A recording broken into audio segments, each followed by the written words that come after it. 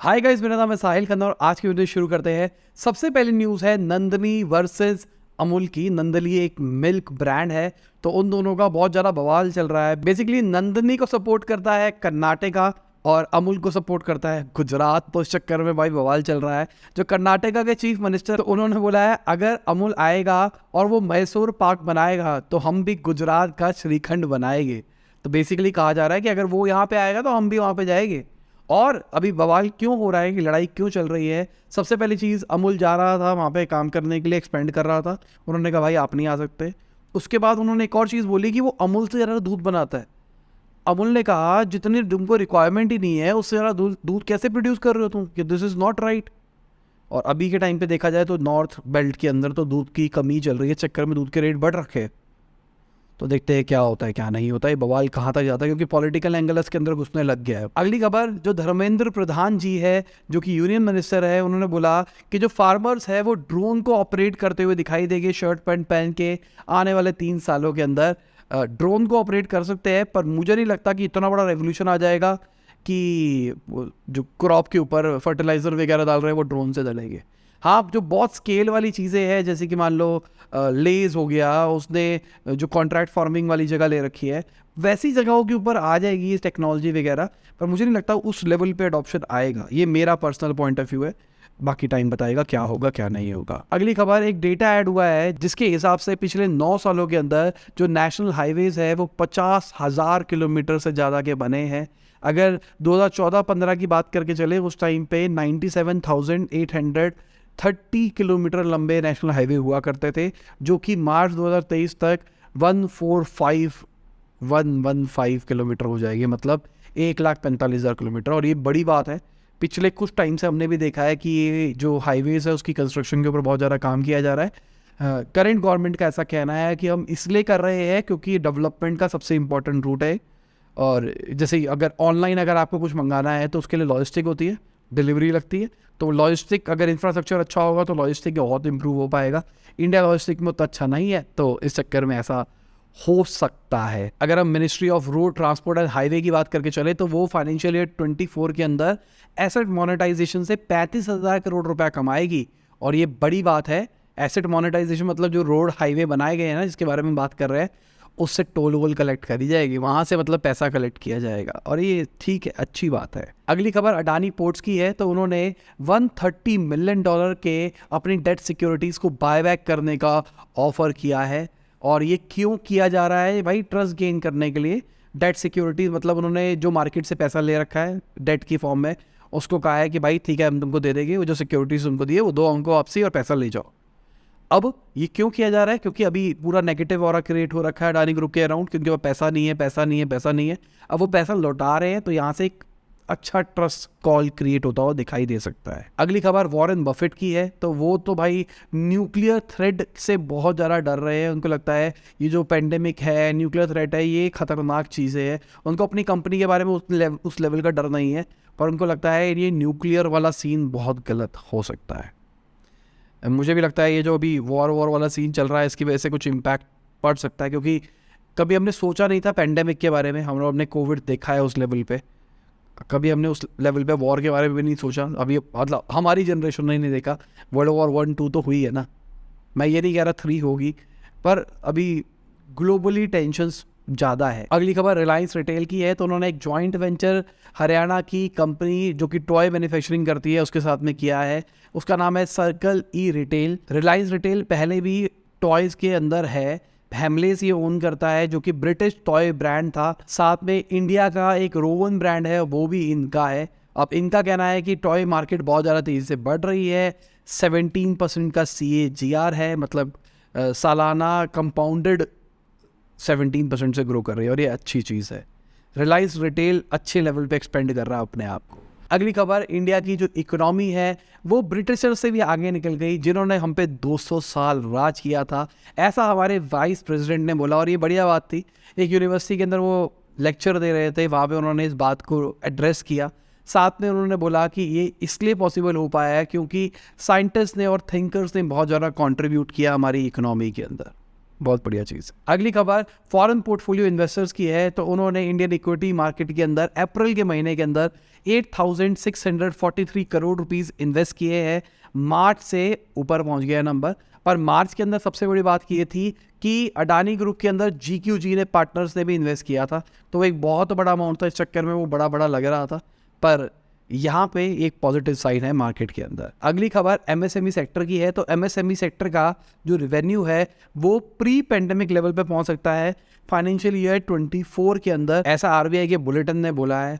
और अच्छी बात है अगर ऐसा होता है तो। अगर आप MSME हो या बिजनेस ओनर हो, नीचे कमेंट के अंदर बताओ क्या अब प्री पेंडेमिक लेवल आ गया है या नहीं आया, मतलब जो कोविड आया था, शुरुआत हुई थी, उससे पहले वाली सिचुएशन क्रिएट हो गई है या फिर नहीं हुई है, बिजनेस इंप्रूव हुआ है या फिर नहीं हुआ है। अगली खबर इंडिया की पोटेंशियल और ज़्यादा है एक्सपोर्ट करने के लिए, ऐसा पीयूष गोयल जी ने बोला। उन्होंने बोला ये एकदम सही टाइम है जहाँ पे हम अपनी ट्रू पोटेंशियल को अनलीश कर सकते हैं। उन्होंने साथ में बात करी एंटरप्रेन्योर्स जो बढ़ रहे हैं, उन्होंने बोला इनोवेशन हो रहे हैं, नए आइडियाज़ आ रहे हैं, नए नए तरीके मार्केटिंग और ब्रांडिंग करने के आ रहे हैं, इसकी वजह से हम और ज़्यादा एक्सपोर्ट कर सकते हैं। अच्छी बात है और मुझे भी लगता है कि इंडिया का बहुत ब्राइट फ्यूचर होने वाला है। अगली खबर इंडिया की जो लॉजिस्टिक परफॉर्मेंस इंडेक्स है वो इम्प्रूव होती हुई दिखाई दी है। 6 स्पॉट्स हमने इम्प्रूव किए हैं, 38 रैंक के ऊपर आ गए हैं 139 कंट्रीज़ में से, और ये अच्छी चीज़ है, अच्छी परफॉर्मेंस है अगर देखा जाए तो। रीज़न मेरे हिसाब से जो हाईवेज़ बने हैं ना, वो भी एक बहुत बड़ा इम्पैक्ट कर रहा है, और ये जो नेशनल लॉजिस्टिक पॉलिसी निकाली ये भी मैं कहूँगा। अगली खबर रशिया की है, तो रशिया एनर्जी ट्रेड के अंदर US के डॉलर और यूरो को नहीं यूज़ करने वाला। अभी रिसेंटली चाइना और ईरान ने भी ऐसा ही कहा कि वो जो भी इंटरनेशनल ट्रेड करते हैं वो अपनी करेंसीज़ के अंदर करेंगे, वो US डॉलर के अंदर नहीं करेंगे। बेसिकली US डॉलर का बहुत बड़ा इम्पैक्ट पड़ता है किसी भी कंट्री के इंपोर्ट एक्सपोर्ट के जो प्राइजेस होते हैं उसके ऊपर, तो करेंसी फ्लक्चुएशन खुद की करवाते रहते हैं बाहर एक्सपोर्ट करके।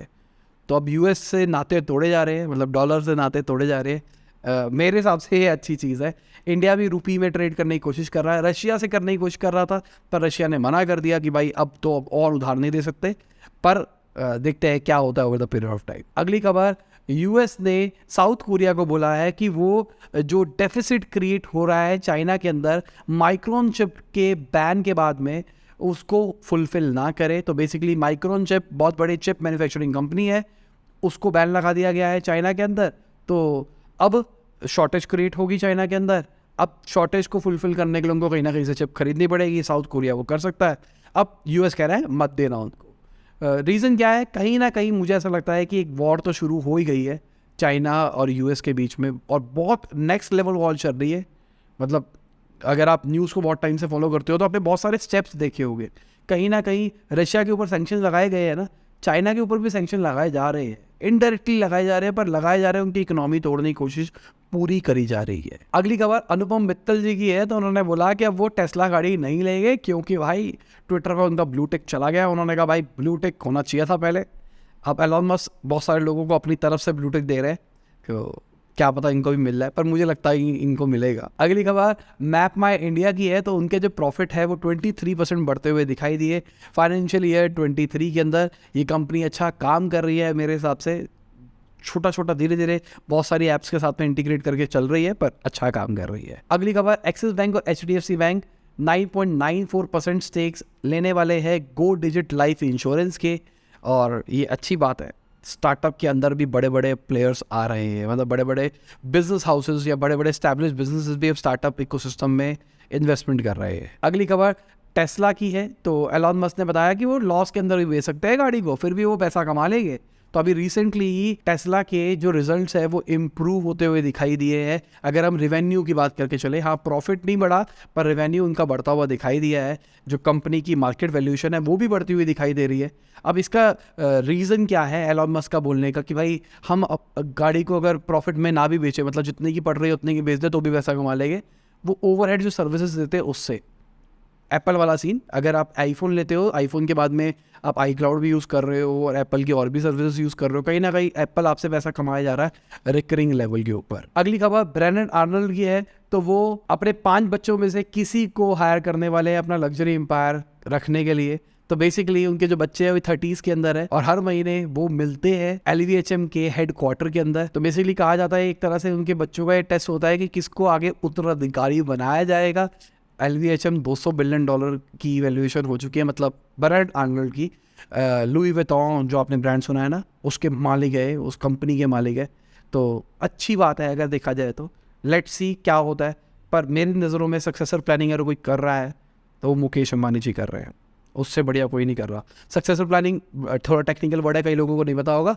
मतलब मेरा बिजनेस है, अब मेरे बच्चे मेरा बिजनेस संभालेंगे, अब मेरे को अपने बच्चों को ट्रेन करना है कि वो मेरा बिजनेस संभाल पाए। This is successor planning. मतलब यहाँ पे नेपोटिज्म वाली फील भी नहीं आनी चाहिए कि बच्चा कैपेबल नहीं है पर उसको बिजनेस मिल गया, पर बच्चा उस लेवल पे तैयार भी होना चाहिए। तो उन्होंने तीनों बच्चों के लिए अलग अलग काम डाला है, बहुत बढ़िया चीज़ है। अगली खबर, स्नैपचैट के ने जो अपना चैटबॉट निकाला है ओपन AI GPT के साथ में मिलके, उसके ऊपर बहुत ज़्यादा क्रिटिसिज्म आ रहा है। कई लोग कह रहे हैं कि भाई वो एक्यूरेट नहीं है, जो कि एक्चुअली बहुत जगह पे चैट GPT एरर्स देता है, तो एक्यूरेट नहीं है। कई लोगों का कहना है कि प्राइवेसी कंसर्न है, भाई हमारा डेटा निकल रहा है। तो अभी तक स्नैपचैट ने क्लैरिफाई नहीं किया वो डेटा क्या होगा यूज़ या नहीं होगा।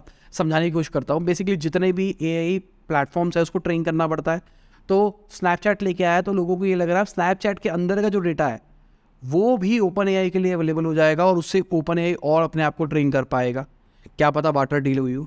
तो अब लोगों का कहना है, एक्सपर्ट्स का कहना है, जो भी है, जो भी प्राइवेसी का जो भी पॉलिसी बना रहे हो उसको ओपन करो लोगों के लिए, लोगों को क्लैरिफाई करो कि क्या हो रहा है क्या नहीं हो रहा है। अगली खबर टाटा स्टील की है। तो उन्होंने ट्रायल यूज़ करे हैं हाइड्रोजन यूज़ करने के लिए अपने ब्लास्ट फर्नेस के अंदर। अब कहा जा रहा है कि हाइड्रोजन यूज़ करने से जो कार्बन एमिशन है 50% तक घट सकता है। इनका 2030 का टारगेट है कि अपने कार्बन एमिशन को 50% पे लेके आना है और 2050 तक कार्बन न्यूट्रल आना है। तो अगर ऐसा हो गया जल्दी से तो ये बहुत जल्दी इसको एग्जीक्यूट कर पाएंगे।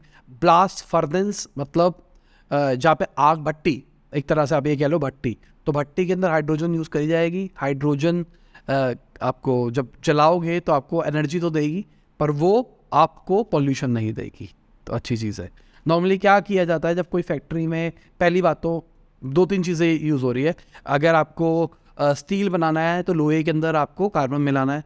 अब अगर आपको लोहे के अंदर कार्बन मिलाना है तो कैसे मिलाओगे, ऐसे तो नहीं मिलेगा, लोहे को मेल्ट करना पड़ेगा। मेल्ट करने के लिए उसकी हीट चाहिए होगी।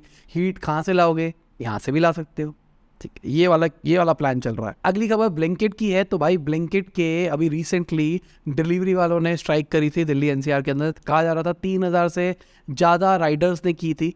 अब 1000 से ज़्यादा एग्जीक्यूटिव छोड़ के जा चुके हैं ब्लिंकिट को, और ये बड़ी बात है।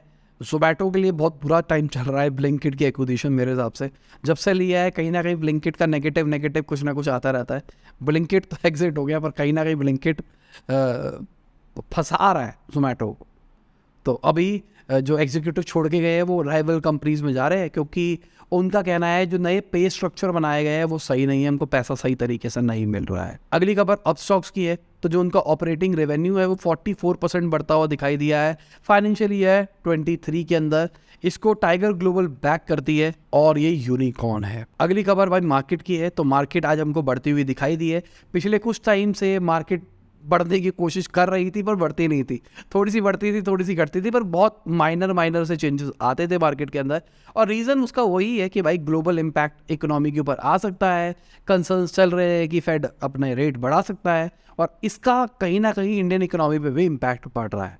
साथ में अगर अच्छी बात करके चले, जो ICICI बैंक है, HDFC के दोनों वर्टिकल्स है, एक्सिस बैंक है, SBI है, इनके अच्छे रिजल्ट्स आए, इसके चक्कर में मार्केट ऊपर जाती हुई दिखाई दी है। मार्केट अगर स्टार्टिंग से बात करके चले तो थोड़ी थोड़ी बढ़ रही थी, उसके बाद ऐड में आते आते एकदम तेजी से बढ़ी क्योंकि ये रिजल्ट्स आते हुए दिखाई दिए। अब आप देख सकते हैं निफ्टी हमको बढ़ता हुआ दिखाई दिया है, स्मॉल कैप बढ़ता हुआ दिखाई दिया है, HDFC लाइफ, टाटा कंज्यूमर, सब कुछ हमको बढ़ता हुआ दिखाई दिया है। तो इसी के साथ आज की वीडियो खत्म होती है। उम्मीद करता हूं आपको मजा होगा। लाइक कर देना, शेयर कर देना, कमेंट बताना वीडियो कैसी लगी, और सब्सक्राइब नहीं करते यार लोग, पता लग रहा है मुझे एनालिटिक्स में।